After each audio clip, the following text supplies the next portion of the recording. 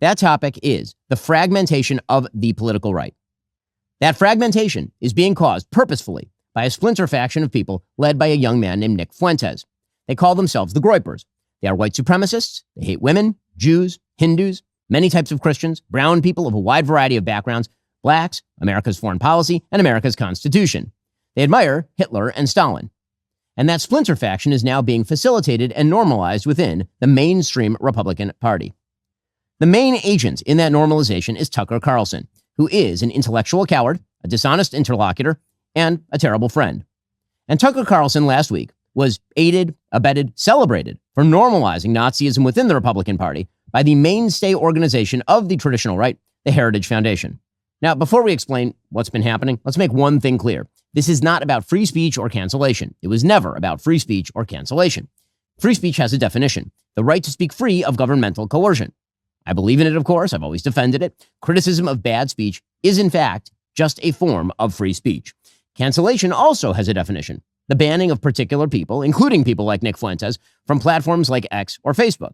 I believe that Nick Fuentes is odious and despicable, but I've never called for his cancellation, and in fact, I've called for his restoration to those services, despite the fact that I think he's odious and despicable. It is not cancellation to draw moral lines between viewpoints. In fact, we used to call that one of the key aspects of conservatism. It is not cancellation to refuse to signal boost Hitler's supporters like Nick Fuentes. It is not cancellation to criticize Tucker Carlson for rhetorically fluffing Nick Fuentes and other anti-American crackpots. It's not cancellation if you urge others to stop promoting those who rhetorically fluff Nazi apologists. Those are all elements of free speech. And anyone who says differently is lying to you, and lying for the most cynical reasons to misdirect from their own defense of those Nazi apologists and their promoters. The issue here isn't that Tucker Carlson had Nick Fuentes on his show last week. He has every right to do that, of course. The issue here is that Tucker Carlson decided to normalize and fluff Nick Fuentes, and that the Heritage Foundation then decided to robustly defend that performance. Those who criticize both Tucker and Heritage aren't canceling. They are quite properly drawing a moral line. So, for those who don't understand what's going on, let's begin with Nick Fuentes. Now, as I mentioned, last week, Tucker Carlson had on Nick Fuentes. Fuentes is a 27-year-old man who's dubbed himself the leader of a movement called the Groypers.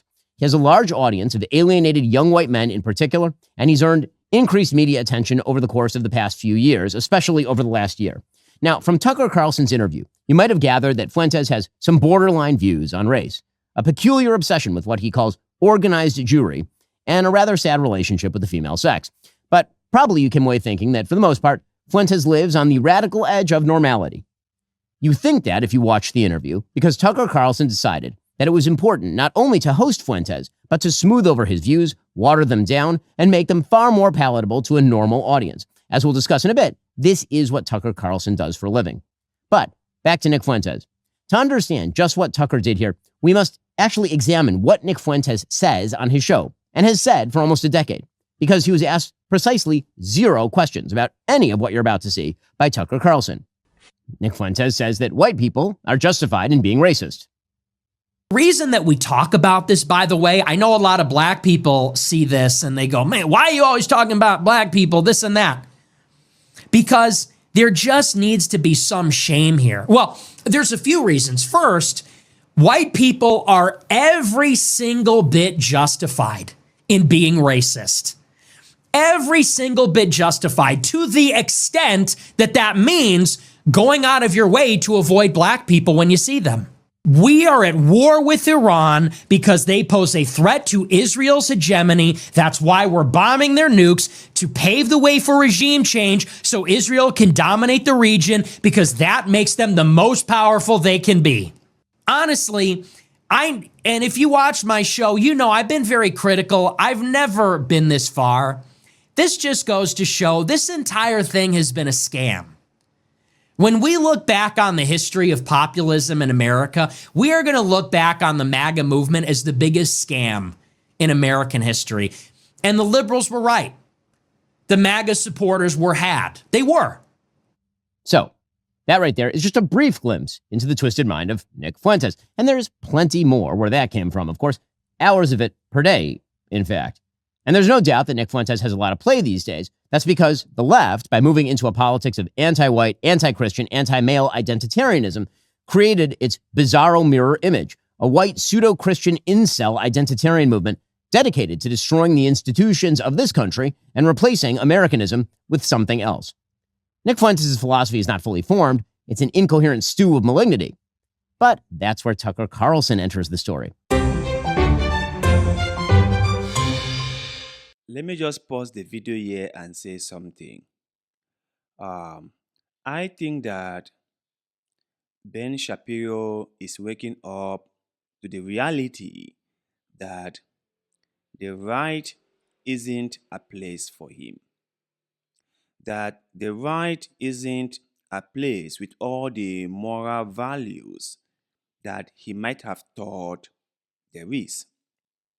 Because for the longest time that I have known Ben, he has always found the left to be outrageous, to be virtue signaling, and also to have this mentality of cancel culture and to be a hater of free speech. But I guess he is now realizing that maybe even the right has some people who shouldn't be there. I'm just saying.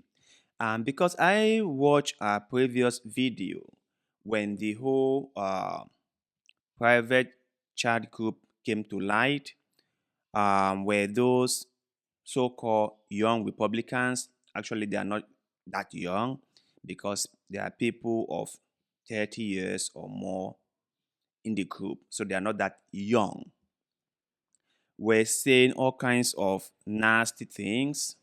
And his friends, Matt Walsh and Michael Norris, were just trying to like water down the whole issue. And they were like, those people don't matter because according to Matt Walsh, they are not politicians, they are insignificant. Which is a big lie because it doesn't matter who a person is or what position they occupy. They should have some dignity within them. They should have the knowledge not to say certain things. At least that was what I thought.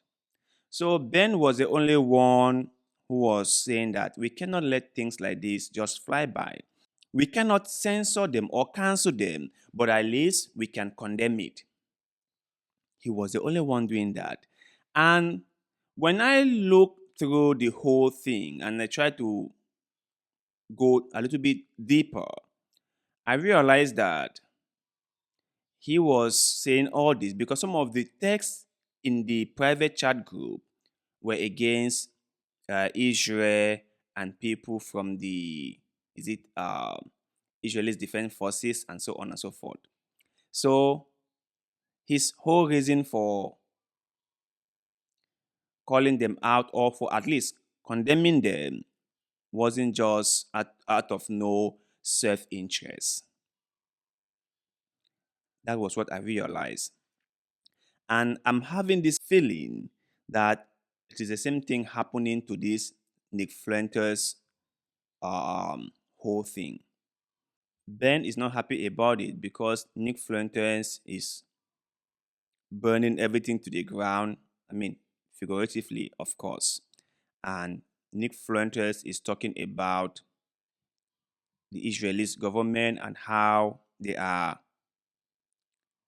starving the people in Gaza and how they have destroyed Gaza, burned the place to the ground, and that shouldn't be happening. Nick Fuentes is saying all that. And he is even challenging the status quo in the Republican Party. So that might have rubbed off Ben the wrong way. But anyway, let's continue.